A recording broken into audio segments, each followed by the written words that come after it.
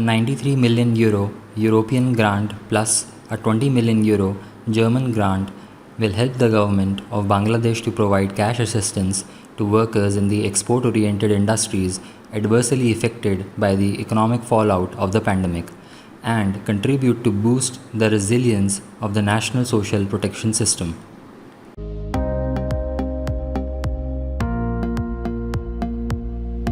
The North Indian state of Uttarakhand would now spin out the high quality Australian sheep wool in the hills and cater to the country's textile industry.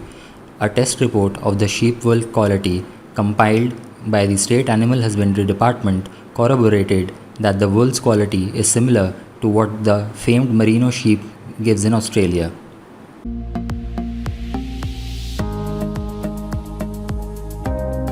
More than 75% of Chinese consumers reduced or postponed purchases on apparel and footwear, and their total spending decreased by 45% in the first quarter of 2020, according to the latest survey by Oliver Wyman, which found there was little retaliatory spending in April and May.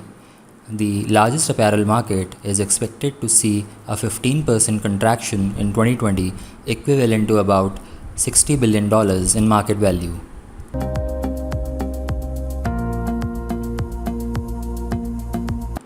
Hong Kong-based Epic Group, a leading garment manufacturer for global brands, has entered into a strategic partnership with Arvind Envisol, the water treatment business of India-based Arvind Limited. Environmental sustainability is at the center of the Epic Arvind Envisol partnership, as goals of both companies are well aligned to reduce and reuse water.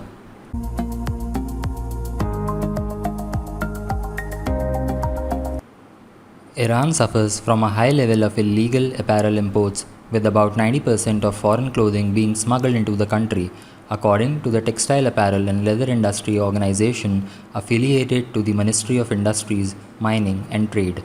Smuggled apparel are worth over $6.2 billion, says the Research Center of Tehran's Apparel Union.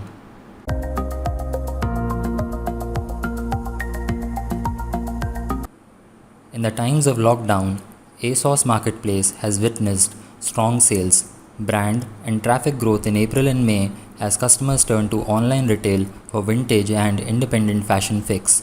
More than 80 new independent brands were onboarded in April, an increase of close to 100% on last year. Customer behavior on the marketplace has also shifted.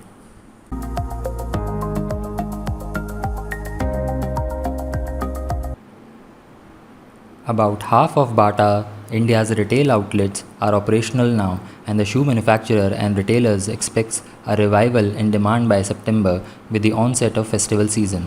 The company too has put expansion plans on hold but is working on growing its e-commerce footprints and also taking help of WhatsApp to reach out to customers.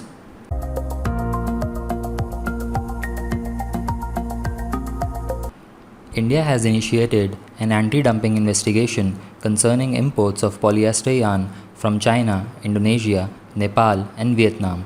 The probe has been launched following a joint application filed by 8 domestic yarn manufacturers including Arisudana Industries Limited, Surya Lakshmi Cotton Mills Limited and Surya Lata Spinning Mills Limited.